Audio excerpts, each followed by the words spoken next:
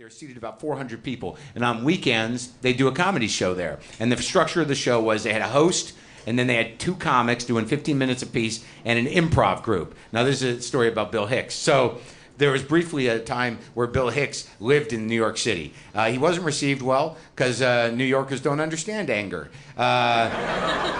Like, they understand it, but they don't understand why it's on stage. It was so amazing to watch Bill perform in New York, because literally the audience would be like, what's he so mad about? You know, he seems angry about something. Isn't life hard enough? But I remember the night because the comics were me and Hicks, and it didn't matter. It was interchangeable, but he'd already done a few Lettermans, and he was Hicks, so even if he did badly, there was going to need to be some reconstruction, audience-wise, you know?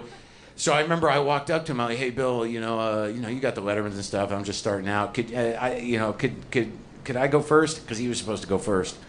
And he's like, no, man, I gotta meet a guy to play chess. And I'm like, I don't even know what that means. But it seems important to you. So I'm like, all right, well, I guess I'll just follow you then. And then I remember going to the bathroom. This was upstairs. So I go to the bathroom, and he went on stage. I go to the bathroom. I don't know what happened while I was in the bathroom. But when I got out of the bathroom, there was 400 people in this room, and nobody's laughing, no one's saying anything. There's a silence in the room of 400 that has a suction to it. It's like, oh my God, there's actually sound being sucked out of the room by an audience that is in shock because Bill Hicks is at the lip of the stage, screaming at a woman like right where you are. And he's going, I'm a fucking poet! I'm a fucking poet!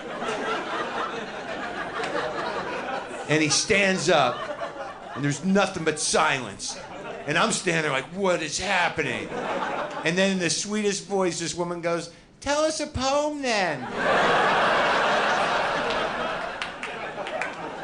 So what's happening? What do you want to talk about? You want to do the act, or I don't know. Let's not. Let's just work through some stuff. I had a weird thing happen. Like, there was something to be said about doing a lot of drugs at some point in your life. I personally don't have a lot of respect for people that don't have the courage to lose complete control of their life for a few years. Right down the fucking hole. Like, what happened? I don't know. I know it's time I'm not getting back. I'd like to think I did some good writing, but there's no real evidence of it. That's random pieces of paper and something I have finished. But I was in it, But there is something to be learned from drug experiences, especially if you go out there, right, bro? Yeah. So, well, the point is, I went and ate this Chinese food the other night, and it seems disconnected. But I went to this Chinese restaurant in San Francisco, and there was like, I'm not a big Chinese food guy, but this was like this, kind of nouveau cool Chinese place. And I ate pastrami kung pao. That's crazy, right? It's just chunks of fatty meat with, salt and more salted things.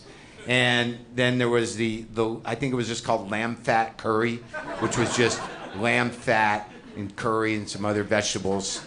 And then there was these tiki pork bellies. I'm not sure when it became okay to eat that shit, but I mean, because it's not even baked. I think, didn't they used to throw that part away, pork belly? But now it's like, this is great. So there were these two pieces of pork belly that were just, I don't even know if they were deep fried or what. They were chopsticks, and they were squares, and there was no way to eat them other than pick them up and just bite them, and they were just sort of warm, gelled fat with crispy outsides. The point I'm making is, I ate all this shit.